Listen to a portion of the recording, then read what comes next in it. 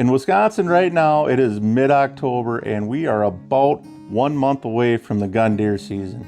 This year, my gun deer season is going to be a little bit different than years past.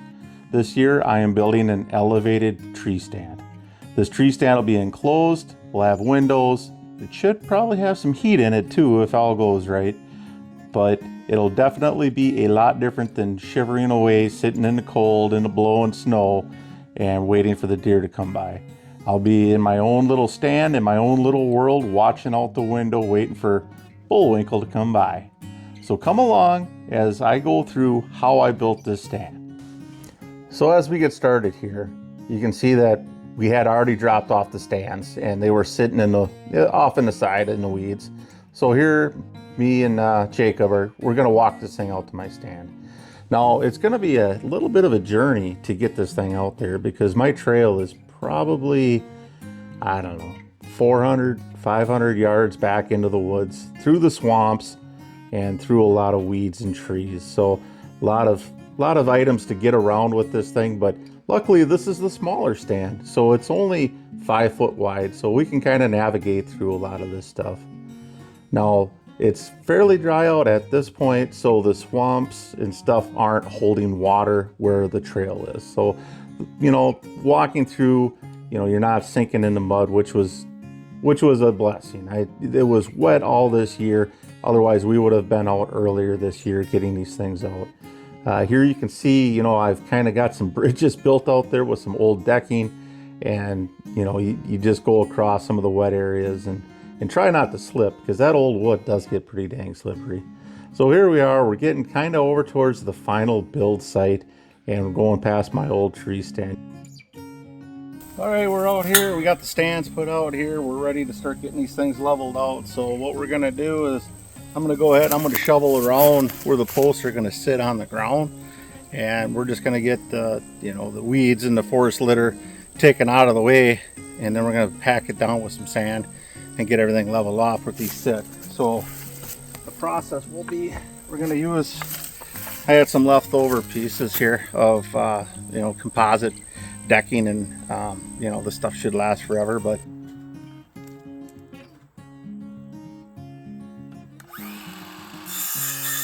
going to put these sitting down on the ground, and then I'm going to put basically a footer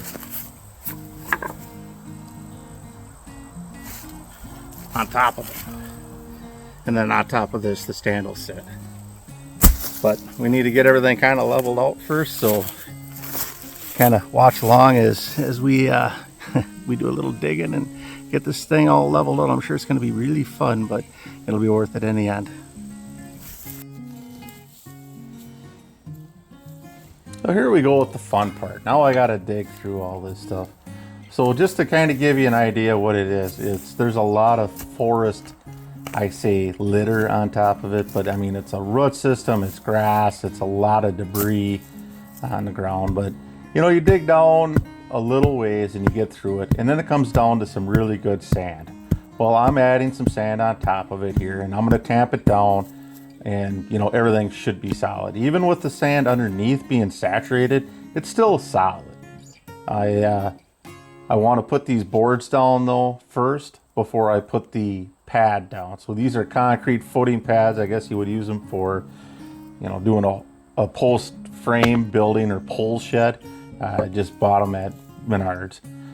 And then, it's a matter of making sure all 4 of these pads are going to be level with each other before I, go any further. You have to make sure that everything is level, everything's square, everything's ready to go. So when you start your build, you can actually use a level while you're doing it. So once I get to that point, now it's time now I can start building the base on top of it. So my framing for the floor is going to be 2x8s. So what it is there's going to be a double 2x8 all the way around it, and a single 2x8 right down the center of it for the framing. So these boards that I'm going to use on top of for my decking, they're 2x6, so they could span a long ways, and it's only got to span 2.5 feet basically before it gets to the next one. It should be fine, and I can definitely tell you at the end of this, when I'm walking around up there giving you the tour, everything's nice and quiet. Everything's solid. There's nothing there. So here we go. It's time to put this thing together. So I have Jacob and Gareth out there, and we are going to get this thing, you know, all screwed together and ready to go. So we're going to start in the corners. We're going to get that screwed together. Just using some big number 10 screws on this, you know, 3 of them on these 2x8 should be enough. And then I go back through and I use the joist hangers and stuff. So going through, you know, making sure that everything's lined up nice, making sure the tops are exactly straight and level across is the biggest thing. You know, and make sure that everything that you did, you know, prior to this is fitting, and double check as you go. That's the biggest thing. So this 2x8 structure should be plenty strong enough to hold me and, you know, the structure above it. It's honestly, it's overkill. I could have went with 2x6s and I would have been fine. But, you know, I'd rather build it stronger than wish I would have built it stronger. So here we are putting it, you know, together. Here's the center one going in right here. And after that, you know, it's ready to get the decking on. Little update here. We have the floor framing is done. The floor framing is secure to the bottom. I don't know if you can see that so well. All the way around. And we're at the point where we're starting to put the deck on. So this deck here is going to be tongue and groove. I picked this up off Marketplace, and we'll continue putting it on until we get the whole thing in. You can see we're sitting on blocks. Everything should work out pretty good. So this thing is probably sitting right now about 4.5, 5 foot tall.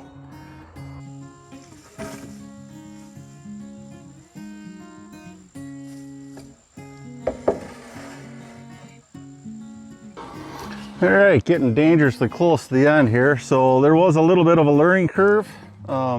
This material here I got off of Facebook Marketplace, and what it is, it's tongue and groove 2x6s from Menards, Southern Yellow Pine, I guess it is.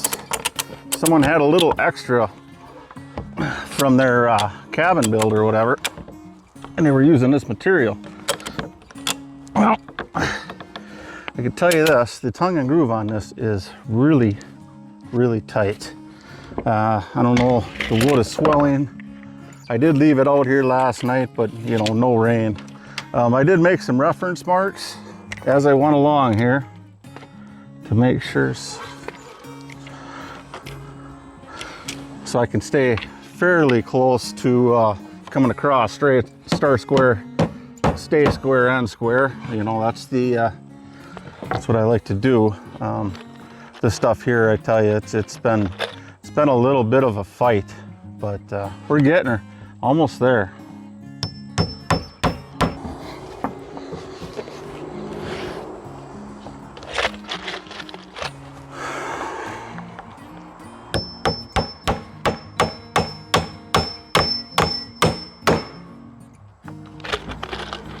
Just got one in the middle here. Being 2x6, it's not going to need nearly as much support as like OSB or plywood would. It's, you know, it's going to be pretty substantial stuff. I mean, I think you can go 4-foot spacing on this stuff when you're doing your cabins. So what it is if you look at it, it's going to be much like what we're going to use for the side of this. It's tongue and groove on one side, and then it's flat on the other. So the flat side will be your floor side, and then showing through would be tongue and groove if you had a cabin or a loft where you wanted to have that open so you could see it. Inch and 9/16. That's pretty damn close. Pretty close for a carpenter. Wouldn't be much for pipe fitting, but within a 1/16 on a carpenter ain't too bad, I guess. There you go. Old boy I used to work with years and years ago used to say, a thing of beauty is a joy forever. He's not wrong.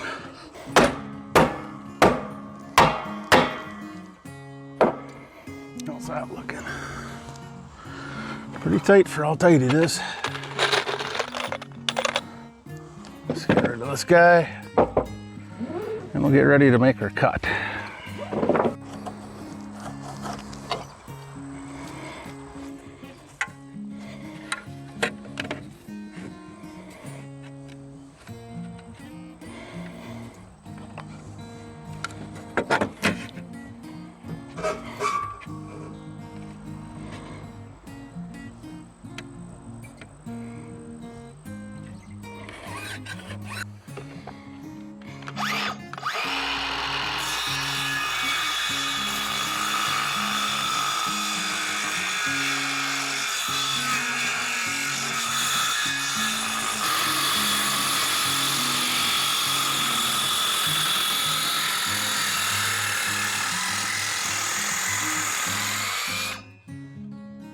All right, folks, got that cut.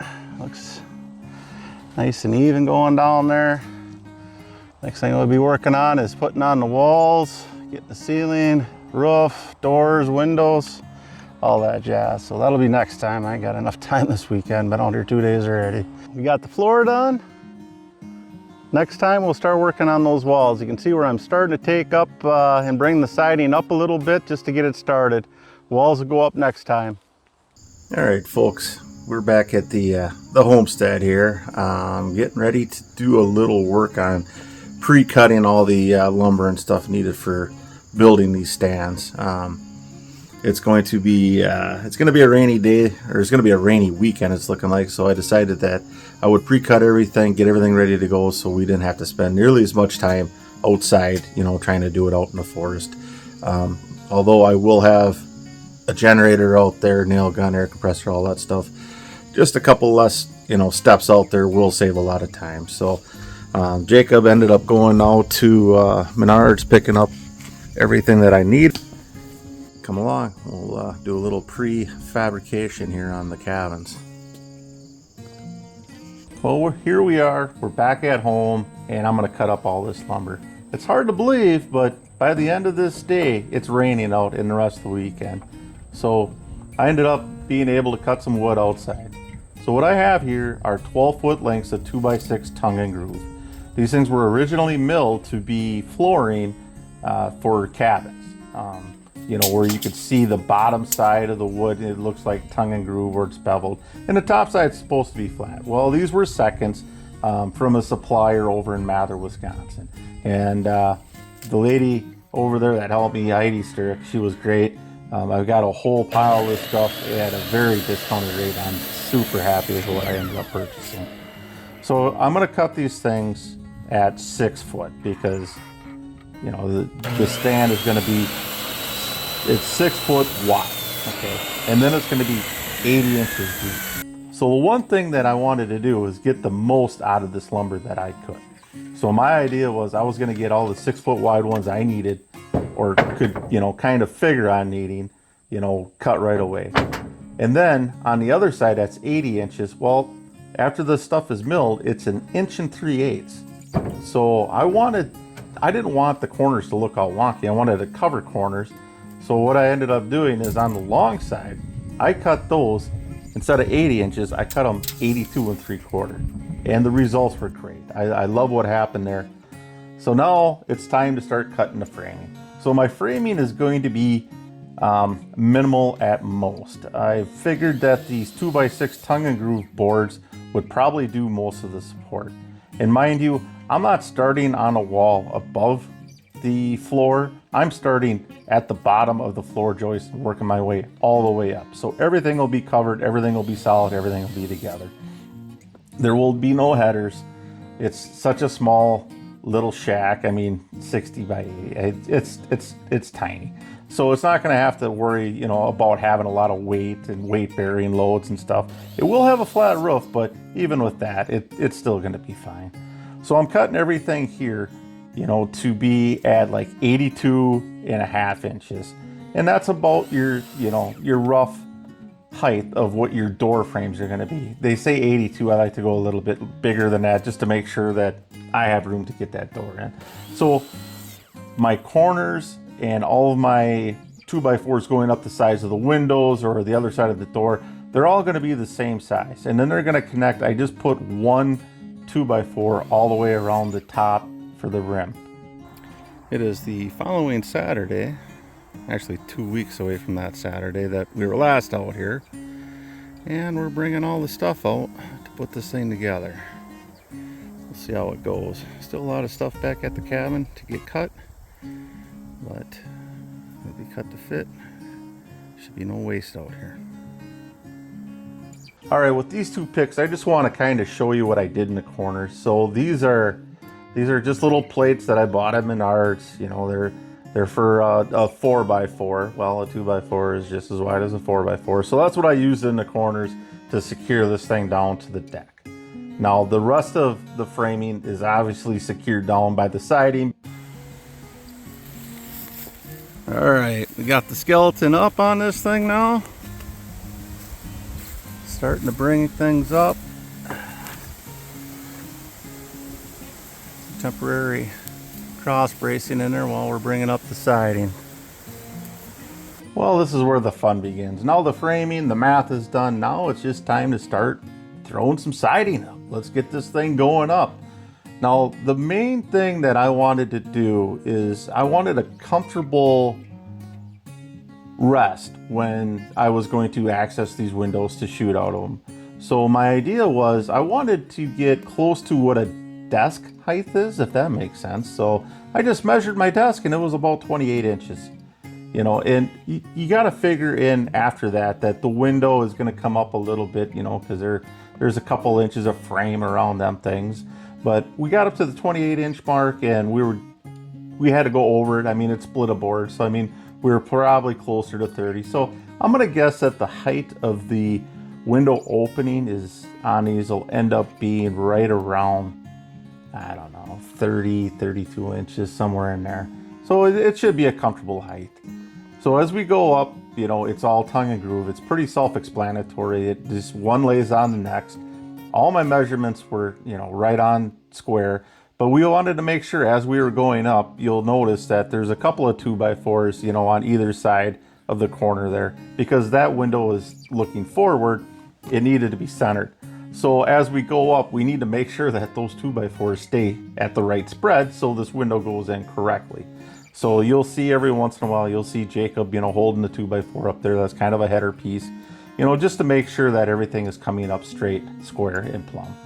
So as we move up, you know, we go all the way around this thing. We get it up to a height that we deem, okay, we're past the 28 inch mark. So at that point, we end up going through and we put kind of a bottom 2x4 in at the same elevation as where the last piece of siding ended up. And then from there, you know, we start working our way up. So if you remember, you know, I had these 12-foot long pieces of siding that I purchased. So when I was cutting the pieces going along the side at that 82 3/4 for the 80-inch side, obviously there was a lot of drop pieces because I wasn't able to get 2 out of a 12-footer because you're looking at dang near 7 foot. So with all those drop pieces, we brought those out and ended up cutting the fill-in pieces going around the window. So this would be the one side, you know, we're going up, you know, these are a little bit bigger. And, you know, they were easy to cut. It was a simple thing out there. You know, we just got them cut. Even on the corners, you know, with these small little pieces, you know, they might have been, you know, a few inches, 5-6 inches, whatever. You know, they went really quick. The biggest thing when you were putting these tongue and grooves together, just making sure that everything was clean, nice and clean. The tongue and groove on this was a lot looser, or a lot easier to put together, I should say. Not loose, but it was a lot nicer to put together than what the floor system was. Well, good morning, folks. Welcome back to PBR Acres. So today is Sunday. Yesterday was Saturday when we started working on the shooting shanty here. Got quite a bit done, so let's take a look. Got the walls up for the most part. We got one board that needs to kick over a little bit further. There's some cross bracing in the back.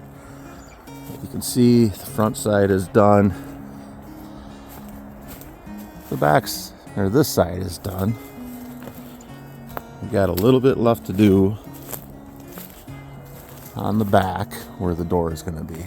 And then we got the roof. Here you can see the cross frame in there that's kind of shoring everything up. This thing should pretty much hold itself straight and square as we go. So today we're going to be working on, I got the roof system, windows. I'm going to put that door frame and door together today. Let's see how it comes together. Now this part here, this got a little more interesting. Now mind you, this thing is just sitting on the ground on, concrete pads, footing. And, I'm going to be honest, it's a little shaky up in that thing. Until I get the guy wires, going down from the corners to, the earth anchors to, solidify this thing so she's not, flopping around. It took a little bit. So here you see the boys are going to get the OSB up to me. Hey boys, make sure it's flat side coming up. That's the side that I want to put the rubber roof on. So with this build here, I'm making the roof 6 foot by 8 foot. So it was pretty simple, a piece and a half of OSB. So you get it up there, and now I'm going to crawl up there, and I'm going to be standing on top of this thing, nailing it down. And, getting everything started square, staying square, making sure everything's on just right, because I don't want to have to go up there and trim anything after I'm done. Trust your measurements, but make sure you're lining things up and everything goes well. That rubber roofing is, it's tough stuff. I got some commercial stuff off of a project. It was the end of some big rolls, and, they were throwing it out. It's like, well, I'll take that. Working on construction job sites, you end up finding a lot of stuff that you could resource and use for other things. So here I am, we're nailing everything down. I'm on top of this thing. It's fairly high up there, but it's not terrible. It is a little bit shaky up there though. So again, I need to get this thing kind of tethered down to the ground. And even with it, it wasn't bad. All right, we're on top of the roof. I'm just putting this metal on temporary. We're going to end up putting some flat roof material on that I have, but that's going to be for another day. Up here a ways, standing on top of this, I'm at least as high as what my other tree stand was. You can see it just over there.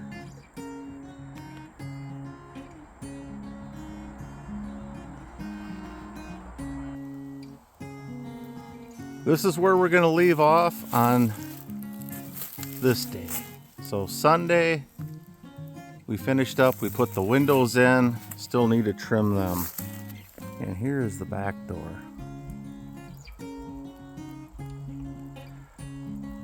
It's not perfect, but it's ready to hunt. It'll get better as we go. All right, let's just talk about the base here real quick. So what I have are footing pads. They are placed on sand after I dug down through the root system. If you would have watched the first YouTube video I had on building these bases, you'd see how these were done. So this is 2.5 inch, that's actually 2-inch pipe. Most of it's 2.5 inch dairy tube going on to 4-inch Get 5. So that attaches up and underneath. 3 screws, 1 lag, all corners. And eventually we're gonna put some guy wires coming from up a little bit higher, and then we'll just take them down at a 45 off of every corner. Hey folks, all right, today is Saturday, October 11th. It was a little cool out this morning. We had frost on the ground, but it's in the mid 60s right now. So what I want to do is do a quick walk around on the stand. I finished up a few more things, got the windows buttoned up. I still need a little bit of work on doing some trim work, but the doors are ready to go. I got the handles on, all that kind of stuff. So let's take a little look at what we have here. So I want to say that this is close enough to an end product as it needs to be to hunt out of this year. I do want to change out, there is steel up on the roof. That's going to be changed out. That could happen this year, could happen next year. So what I have is, I have a window on the side, window on the front, and finally a window on this side. Sorry about the sun, stays kind of low these days. So there's my old stand, if you can see it. My old stand is right there. I do get deer running through here, but back behind this is all swamp, it's wet. So most of the deer kind of come and congregate right in front of me here and off to the side. They'll come through. The neighbors have a little bit of woods back there past the swamp, but not much. So at this point, we're about 4.5, 5 feet off the ground. The window height is probably about 8 or 9 foot to the bottom of the window right there. Still need to do the soffits. Let's walk around the back here. And we have a ladder going up yet to our door. So that ladder, it is kind of temporary. We'll just say kind of. I do want to keep some means of keeping separation from the ground so the mice don't have anything to climb up. Okay, so here we go. Here's the inside of the little shooting shack. So we're 80 inches this way. And we're 60 inches this way. So 5 foot by just under 7 foot. Got some big windows in here. Those windows, I'm gonna have to put something over them. A little bit too big. My plan is to put some type of a shooting rail or shelf all the way around the front here. And then I'll be able to sit in the middle and look out each window in between everything. I did put in a little cabinet here, a little above the appliance cabinet, if you will.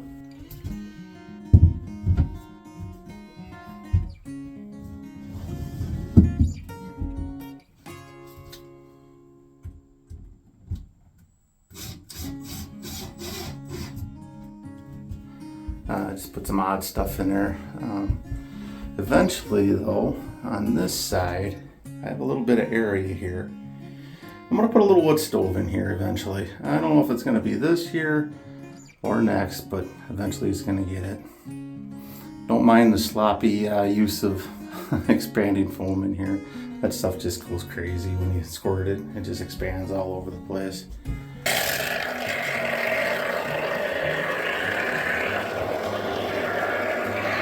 But anyway, this is the inside of what I have. So again, the siding is 2x6, no insulation on that, and the roof is just some 1/2 inch OSB with tin on it for now, but we're gonna put on the vinyl or rubber roofing on top eventually.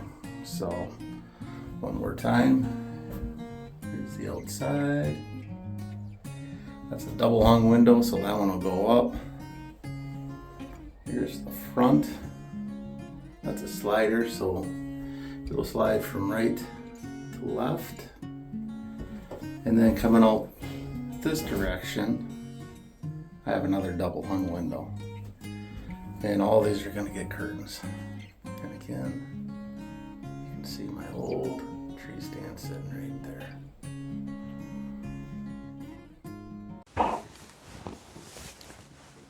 Well, there you have it. That's how I got the stand together. There's obviously more things that we need to get done before the deer season, but you know, altogether it is, you know, it's close enough that I should be able to hunt out of it.